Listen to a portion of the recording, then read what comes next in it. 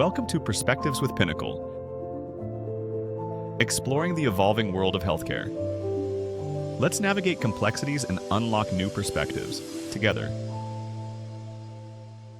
Today's conversation is about one of the most important next frontiers in value-based care: how ACOs and specialists work together to improve outcomes, reduce avoidable cost, and create a better patient journey. For years, much of the ACO conversation has been centered on primary care, attribution, and the total cost of care. But for complex patients, especially those with chronic conditions like kidney disease, specialists play a critical role in whether value-based care actually works. So today, we're going to talk about what effective collaboration looks like in practice, where handoffs break down, how data and care pathways can bring teams together, how incentives should be structured, and what ACOs and specialists can do differently to move from referral relationships to true shared accountability. I'm joined by my guest today, David Klebonis from Palm Beach ACO, and Dr. Alex Liang, President and CEO of Dallas Nephrology Associates. Gentlemen, thanks so much for joining us, and I'm really looking forward to the conversation. Before we dive in, I'd love for each of you just to introduce yourself, a little bit about your background and your organization. David, I'll start with you. Absolutely. So David Klebonis, I'm the president and COO at Palm Beach Accountable Care Organization. We're a 100% physician-owned and operated ACO, started in South Florida. And, similar to many businesses, you do a great job, word gets out, you grow, do a great job, word gets out, and you grow. And we expanded to 8 states, and now we're in 30 states, and we're one of the largest ACO aggregators in the United States. I have a business and technology background. I work with, physicians that are smarter than me all week, and it sounds like I'm going to be doing the same thing today. Thanks. Well, thanks for having me, Alex Liang. I'm the president and CEO of Dallas Nephrology Associates. I'm a Texas boy. I've been here forever. Trained at UT Southwestern here in Dallas, and did some of my training down at Baylor in Houston, and then did my kidney training at Northwestern in Chicago. Been with Dallas Nephrology since 2002, so it's been a while. And I've been president and CEO for the last about 10 years or so now. DNA has been around for over 50 years, and so we have really been hyper-focused on not only taking care of our community here, but also learning on how to manage these complex nephrology patients in a better way, right? We're learning how to do value-based care over the last, 6, almost 10 years now, actually, been a little bit. So I do wear a second hat. I'm also the president-elect of the Renal Physicians Association, which is the business organization of nephrologists around the country. So thanks for having me. Yeah, I'll say, I'm looking forward to the conversation. Yeah. And I think we'll probably start with why specialist integration matters. And so, David, probably lean to you. From an ACO perspective, why do we need to be more intentional about including our specialists in value-based care? You got to start the conversation with AI, right? So, we looked up Palm Beach Accountable Care Organization, and we said, tell us a little bit about the organization. They said, Palm Beach ACO is really rich in specialists. And that really made an impact on me, because I thought we were the perfect amount of mix between PCPs and specialists. When we started 14 years ago, we said, hey, let's include the best physicians in the community, whether they're PCPs or specialists. Let's include the leaders that have influence over health systems and perhaps own the surgery centers and own the ancillaries. Let's include the leaders that have influence over the hospitals. And we just attracted the physicians that met all that criteria, and they just happened to be PCPs and specialists. And then, as our company evolved, not only did we have access to great primary care, but, if we needed to manage and coordinate care outside the PCP's office, we had great specialists that we could tap their shoulders. So, if you're going to manage and influence care in your market, I don't think you can do it without specialists. And I think it's an absolute necessity. Yeah, and that's a great point. I think, as we look at these models moving closer to the middle and bringing specialists into the game, from your perspective, what do you think ACOs overestimate that they can do without the specialist engagement? I just think that, fee for service is the elephant in the room. And, if you're trying to manage a population and you don't have relationships with specialists or the health systems, they're going to walk all over you. The incentives are absolutely the opposite. And in my opinion, if you don't have those deep relationships, including specialists, then you have a real risk, and it's going to be hard to be successful in population health. Yeah, and Dr. Liang, I know you all have been heavily involved in KCC, CKCC, and so from your perspective, at least when you look at it through the specialty lens, what typically drives specialists to lean in versus what actually causes them to disengage? Yeah, I think specialists have sort of for a long time been left out of the whole sort of ACO picture, right? Mm-hmm. But the truth of the matter is that I think that for our patients who are not only complex but really high cost to the system, it's so important for us to figure out ways to coordinate care and work together. And so with the new kidney models, I think specialists are finding the opportunity to learn how to perform well in value-based care. And many of us started off just by dabbling a little bit, right? We participated in some of the demonstration projects. We were part of the ACO, but we had 5% of the risk, right? I mean, we were all just sort of dabbling and trying to figure out how this works. But as we worked more, and really truly invested our practices into value-based care, we realized that we can actually make a difference and be a partner with primary care and ACOs, and actually together figure out ways to better, deliver the level of care that these patients need. And I think that that's going to be key for us to really be able to move the needle in the future, right? Yeah, I agree. And I think going back to the overestimate, like one of the challenges I've always seen in primary care is the idea that you can manage total cost of care if you don't have that visibility into specialty care, because that's 70 to 80% of the spend. Yeah. And from a specialist perspective, one of the challenges I've always seen is the idea of shadow bundles, right? And so, they're backlogged as it is. And so the idea that, hey, we'll give you a discount on our fee for service for referral opportunities doesn't really make sense. And so knowing that both of your organizations have really been out front in this space, I'd love to hear from your perspective what good PCP specialist collaboration looks like in practice. I'll comment that I think where a lot of people get it wrong is they're not able to align the incentives. And I think the first rule is you have to say that all money is green. So, we're super fortunate, and our company earns $150 million a year in shared savings across all of our book of business. But we have over $6 billion in medical spend that passes through. And so, I think a common conversation to a specialist is, okay, great. There's some things that I can do. There's some things you want me to do. How much of the shared savings am I going to get? And we say, wait, all money's green. We have $6 billion of referral volume that we can share with our high performing specialists. How about we start there? And I think if you're able to frame the incentives correctly, then you're able to get engagement. I just don't think many organizations are able to do that. Cool. Yeah, I think that a lot of nephrologists have taken it for granted that we know how to manage these patients. But when you actually sit down and really truly look at your processes within the practice and what you actually need to do to deliver that level of care, it really takes a lot. And so for us, it's been a lot of learning to try to figure out what kind of infrastructure and what kind of changes we needed to make within the practice to be able to be successful in some of these models. And we've realized that this is really quite complicated.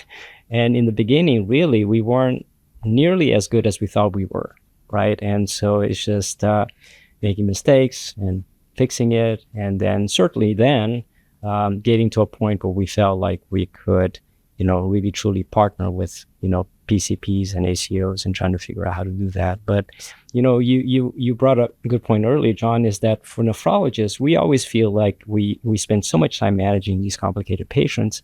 And it takes really a lot of time and a lot of effort. And nephrologists in general are not going to really be able to devote that sort of level of not only time, but also, financial infrastructure effort if we can't get something in return, right? And so if there's not an opportunity for us to be able to share a little bit more than just getting a referral, then we just don't have the dollars, right, to be able to make the practice changes necessary, really, truly, to be able to be effective with these patients. So. Yeah. Well, and I love it too, because I think chronic conditions, right? And I think there's ample opportunity for specialists across the board. I mean, you look at kind of team, right? I would argue that episodic bundled care is not necessarily value-based care, but when I look at chronic disease, I look at, endocrinology, I look at cardiology and specifically nephrology. So from that lens, knowing the good work that you do, when would it be appropriate for the PCPs to engage you, and how would they engage you earlier in that patient's care journey? Because I feel like a lot of times you get the patients, I wouldn't say at the point of no return, but if you're picking up a CKD4 and on pace for ESRD, that's probably a little too late to have been engaged. So what does that look like from your perspective? Yeah, I do think that we still get patients late sometimes, right? And especially there are situations where I think that we talk about, sometimes you have sort of this gatekeeper concept, right? We don't want to let go of the patient a little bit too early. But for nephrologists, the whole goal now is to try to see if we can stall the progression of kidney disease, right? We in our practice, we looked at over the last, 5-6 years, we've had a 20% drop in new dialysis patients coming out of our office, right? And so there's new medications, there are new ways of managing these patients. And I think that if we can get these patients at least at stage 3, for example, right, it gives us the opportunity to be able to do something together, right? What can we do to manage these patients? And for our patients in general, as you may know, kidney patients all have diabetes, they all have hypertension, they all have congestive heart failure, so they are as chronic as they can get when it comes to all these complex diseases. And we're very comfortable managing them. But there's got to be that collaboration, right? We got to share the care with the PCPs. There's just so much that these patients need. And I think we can't live in our little silos, right? Yeah. And actually, I want to dive in there just a little bit, and probably for both of you. But nephrology to me is one of those specialties that just makes sense. And so from both of your perspectives, why is nephrology so important to value-based care? Maybe from your side, I'm thinking the ACO, I'm thinking benchmark, I'm thinking kind of the expenditure, and from your side, just managing the disease state, but feel free to weigh in. I could take a little different angle is, the nephrology profession, because they're internal medicine trained, they have more moves to the hoop, so to speak, related to value-based care. And, one of the rules with ACO is if the PCP only seeks the specialist for care, then they'll be assigned the ACO patient. And the reality is, from a service perspective and certainly from a qualification perspective, the nephrologist is able to manage, many patients without a PCP. And then the patients prefer to go to their nephrology. Maybe their kidney disease is the primary ailment, and they have a great relationship. But, nephrologists are able to manage the patients that don't have a PCP, but they can also act as, great consultants. So when the patient does have a PCP, they're able to provide that subspecialist care. Yeah, for nephrology, I think that for a long time as a specialty, we were flying under the radar because a lot of times our patients get classified under congestive heart failure, cardiology, right? I think that there are a lot of health systems and even ACOs that didn't necessarily partition our patients and look at our patients sort of as a bucket, right, to measure the cost. But the truth of the matter is that, for our specialty, you can't get away from managing CHF and diabetes and hypertension and all these different chronic diseases. And I think that figuring out a way for us to be able to, focus and specifically understand, like, how is it that a nephrologist can manage, CHF better and use some of these medications better, I think is a win-win for everybody, right? And so understanding really the triggers of when a nephrologist should be involved, and then really for the nephrologist then to be able to take ownership to an extent to these patients, right? And say, well, we really need to be able to manage the heart failure and the diabetes and all that. I think that there's certainly an opportunity for us to, kind of deliver better health, I think, and better value. Yeah. And I know we talked a lot kind of just in the high level, but I want to look a little bit closer into the nephrology lens, because I know that your organization especially has really been out front and leading the pack in terms of patient education. And so, what does effective patient education pathway look like for CKD? Like, what work have you all been doing? Yeah, so a lot of the I think our outcomes have been tied to making sure that patients are well educated. Kidney disease is very complex. And we chose about 5 or 6 years ago to really focus on education, and we developed a whole series of pathways where we have a series of videos and we have a series of educational materials. And we decided to deliver CKD education in our practice in a different way. We deliver it one-on-one with our physicians, actually. So we don't necessarily do it in a group setting. And so the patient will come in and actually be a dedicated visit to talk about a specific topic and we chose to have our partners educate our patients, just because when a patient hears it from another physician, it sort of they get it a little bit better, right? It sinks in when we talk about some of these things. And so we looked at, helping patients choose the modality of dialysis, teaching them about transplant, teaching them how to maintain their kidney function, all the different lifestyle changes they need to make. And so in many ways, that has been key, I think, in not only delaying progression of kidney disease, but once they actually have transitioned to dialysis, we want them to make the right choices, right? We want them to try to focus on potentially doing dialysis at home, for example, which is, better from not only a quality of life standpoint, but from a cost standpoint, it's also better for the system. And then secondly is that our practice runs for the transplant programs here in town, and we really push transplantation. If we can get people interested and understanding what transplant is, we can get them listed early, and hopefully we can even transplant them before they need dialysis. So education has been key. Yeah, I love that, and specifically because the challenges I always hear in nephrology are in-center is the only thing that's ever been presented. They didn't know about home hemodialysis. They're not getting education on transplant.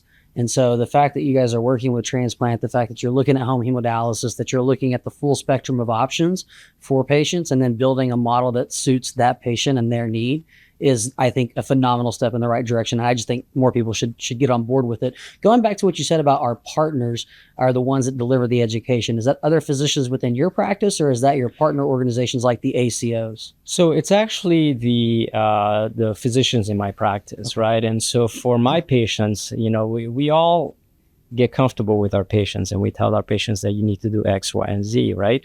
But when you have another physician within my practice educate my patient, they're hearing from actually two different physicians that they need to do certain things and they need to make certain choices. And sometimes it avoids the fact that we get in a silo and we maybe haven't answered some of the questions just because we assume they know. Yeah. And having a different voice and a different physician actually educate the patient, it actually opens the opportunity for them to ask questions that maybe they didn't feel comfortable asking me. So it's been a win-win for us. That makes sense. And then on the physician side, is it, the credibility sits with the nephrologist, or who should own, kind of in a collaborative model, who should own the patient education? Is that the ACO, the PCP, the specialist, a combination of all of the above? What does that look like for you all? I really think it should be all of the above, right? I mean, our education is very focused on kidneys.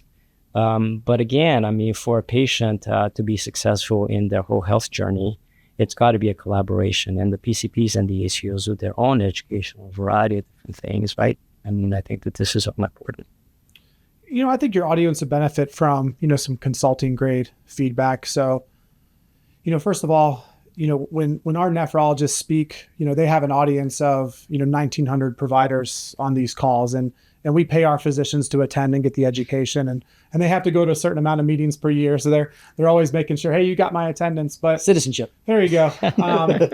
But in addition to the innovation, when our nephrologists speak, they go into some of the gotchas. So, hey, you sent me this patient a little bit early, and this was a CKD3 patient, but I'm going to follow up every 6 months. But I really like to see them at CKD3B. And sometimes the nephrologist is so thankful for the referral, they can't give them that active feedback. The second thing is, Dr. Liang said is, if the patient's referred too late, and then they can talk through the characteristics of that patient and educate the audience. But I think getting the patient at the right time is critical. Not possible in every single market, but when you have rural, when you have suburban, the concept is pick up the phone. So the specialists and PCPs have relationships. If they send the patient too early, hey, doc PCP, you could have waited a little bit. You send it too late, doc PCP. Or the other way, Dr. Liang, I got this patient in my office. Is this one you want to see? Right? You pick up the phone. But guess what? When you scale, that's not always possible. And that's where you need to leverage the ACO technology, leverage the ACO relationships that can keep that active feedback loop between PCPs and specialists. Oh, I like that and appreciate the perspective. I think, kind of going back to the business side, so let's talk incentives, rev share, and accountability. And, as much as maybe you can divulge, we don't have to give out all the secret sauce, but from an ACO perspective, if you own the attribution, but a specialist is doing a significant amount of work to help reduce cost and to produce better outcomes, what does that look like in practice? We have the scars on our back, right? So we're probably iteration 5 or 6 on the specialist formulas, and all crafted by peers, right? So the specialists self-govern, but I think 2 things is if the specialist is able to manage their PCP patients, then they're helping just as much as any PCP on a per patient basis. But if they're able to do high standard of care services, for example, we have incentives for home dialysis, right? So if they're able to do a deeper assessment, if they're able to kind of overcome any convenience or education issues why patients wouldn't want the home dialysis, then there's an opportunity to get a little bit more on your fee-for-service schedule if you're above certain quality ratios. Same thing related to CKD3B referrals, and then eventually fistula placements. I mean, that is by far the safest way to transition to dialysis, and so much better than inpatient placement of catheter. Then, if they're able to perform at a high level on that quality measure, there's more dollars on their fee for service. And then finally, transplants. Boy, that is the silver bullet of, nephrology. We noticed that the outcomes are tremendous when you get access to those type facilities. And if the specialists can go out of their way to get a little bit more of those, then they can make it a little bit additional income. Yeah. But those are our 3 favorites, but there's many more that we look forward to learning about. Yeah. And then maybe anything to weigh in there, but also from your lens, what metrics should the specialist be willing to own, and which ones do you feel like probably are not theirs to own? Yeah, I think that for nephrologists in general, it's been a little bit challenging to try to figure out how to work with ACOs. There really haven't been too many opportunities for us to figure out, how that cost share and how, the value can be delivered. But we're working on that, right? And so these are all opportunities for nephrologists right now. We're all involved in sort of kidney-specific models. And so we're, owning things like, there's something called optimal starts. And so we're looking at, how do we start patients, the transition between going from CKD5 to dialysis is not only a very potentially high cost time for that patient, but high morbidity and mortality time for the patient. And so how you properly transition them to dialysis becomes very important. And so, as David mentioned earlier, making sure they have fistulas, or they choose home dialysis, or they get preemptively transplanted. Those are metrics that nephrologists definitely should own. And so there are a variety of other things, like, we actually measure our own CKD education rates. We have 10 dietitians in our office. And so I think that, measuring nutritional training of these patients, I think, having them see the dietitian and understanding what kind of things they should be eating, I think that those are all important things. Those are all measures that we follow. And then there's some shared, measures such as, just like you all, I think that for us, patient visits have been really sort of important.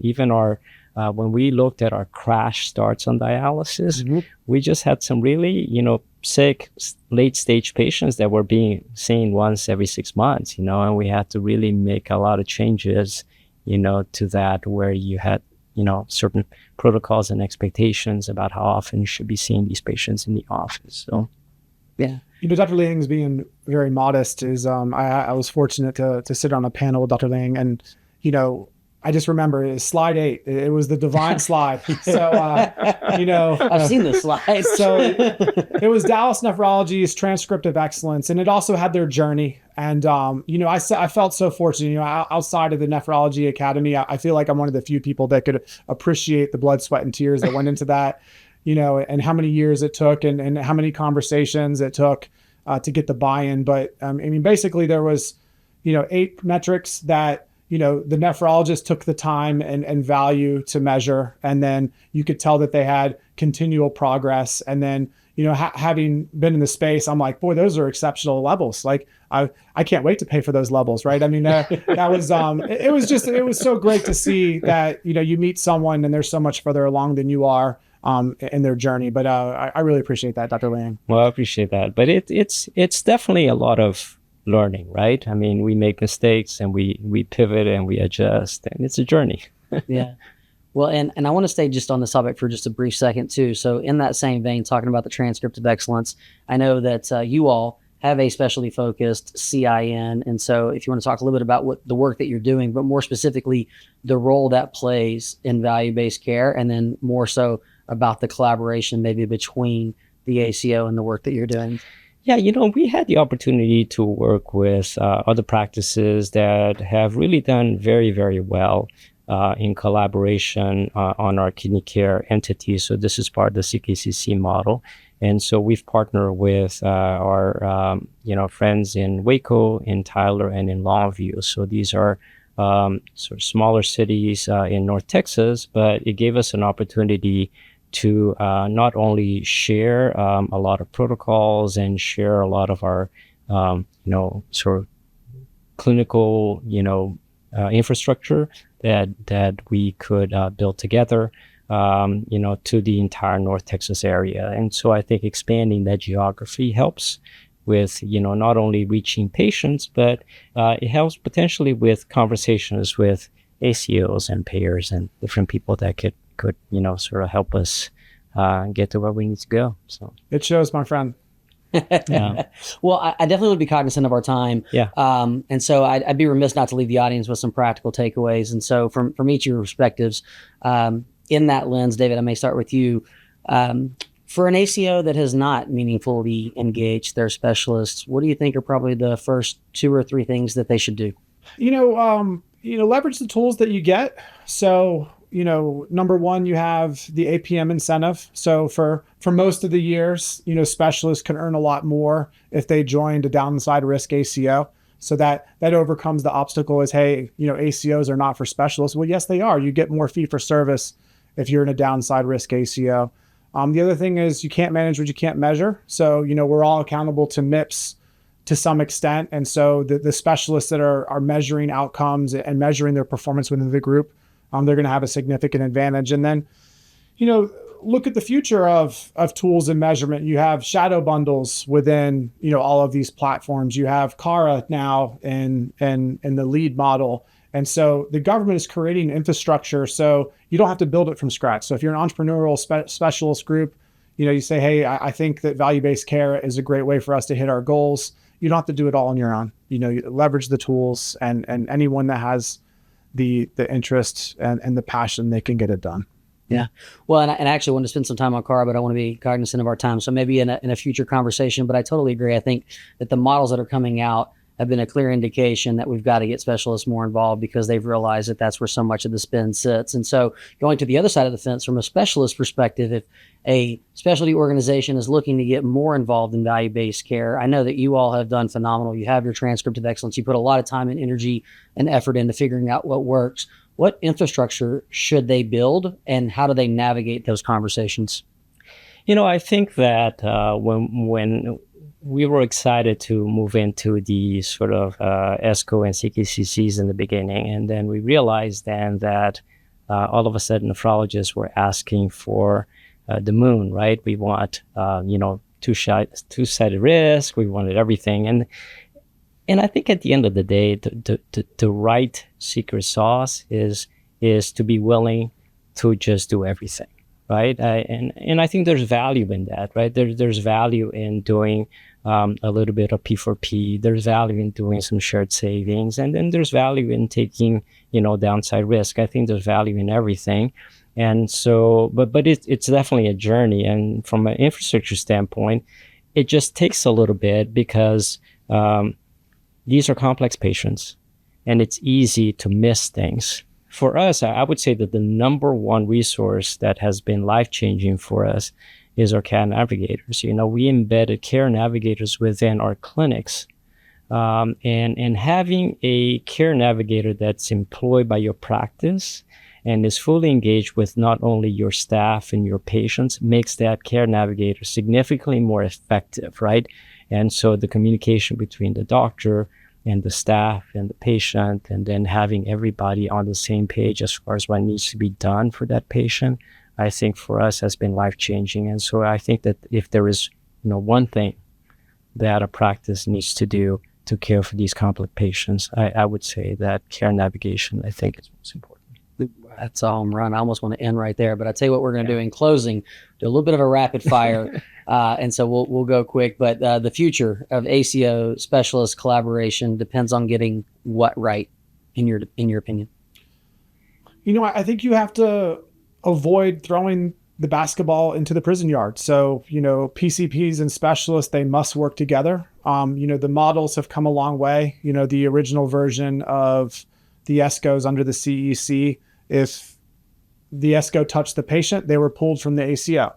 And that did not encourage collaboration, encouraged isolation. And so, 2.0, 3.0, there's actually quality measures that say, hey, did you get your patient back to the PCP? And they measure that. And if you want to achieve the highest portion of the incentives, then you have to get the patients back to the PCP. We need to get the word out. ACOs are for specialists. And I just think that we need to highlight collaboration. And if we don't, then it's just too hard. Yeah, I think it's a great analogy. One of the things I've always said is we've built this mantra of the quarterbacks, the primary care physician is the quarterback of healthcare.